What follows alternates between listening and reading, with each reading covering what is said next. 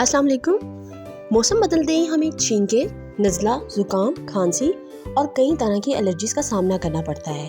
तो आज मैं आपके साथ एक 100% नेचुरल ऐसी होम रेमेडी शेयर करने वाली हूँ जो मेरी खुद की आजमूदा है और इसके रिजल्ट्स इतने ज़बरदस्त हैं कि आप अगर इसे एक बार ट्राई करेंगे ना तो आपको खुद ही से यकीन आ जाएगा। इस होम रेमेडी को बहुत ही ज़्यादा सिंपल तरीके से मैंने बनाया है और यकीन करें मुझे इसको इस्तेमाल करने के बाद बहुत ही ज़्यादा अपनी पेन से रिलीफ मिला है। तो मैंने सोचा क्यों ना मैं इसे आपके साथ शेयर करूँ। तो चलिए इसको बनाना शुरू करते हैं। यहाँ मैंने एक बर्तन ले लिया और इसके अंदर डालेंगे 1.5 कप पानी, यानी थोड़े से पानी को हमने रिड्यूस करना है इसके अंदर। अब यहाँ ले लिया है ग्रेटर को, हैंड ग्रेटर को लेकर 1 इंच अदरक का टुकड़ा लेकर इसको छील लेना है और इसके अंदर अच्छी तरह से ग्रेटर की मदद से इस ग्रेटर की मदद से हम ग्रेट करेंगे जिसमें बहुत ही बारीकी के साथ इसका सारा एसेंस जो है वो निकल जाए, तभी हमें इस रेमेडी का पूरी तरह से फ़ायदा होगा। तो बस अच्छी तरह से इस टुकड़े को हमने ग्रेटर की मदद से ग्रेट कर लेना है।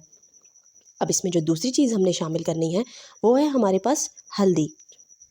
बस इन दोनों चीज़ों को शामिल करने के बाद 1 कप हिस्सा पानी का हमने रिड्यूस कर देना है और उसके बाद इसको स्ट्रेन करके कप में निकाल लेंगे।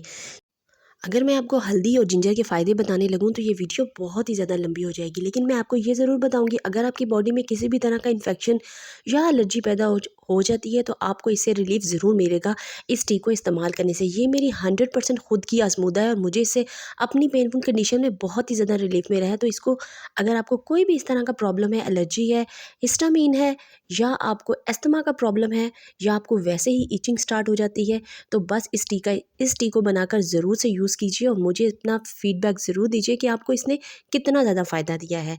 इंशाल्लाह फिर मिलेंगे किसी नई मज़ेदार रेसिपी के साथ और होम रेमेडी के साथ जिससे आपको बहुत ही ज़्यादा फ़ायदा मिलेगा। तो फिर मिलेंगे, तब तक के लिए अल्लाह हाफ़िज़।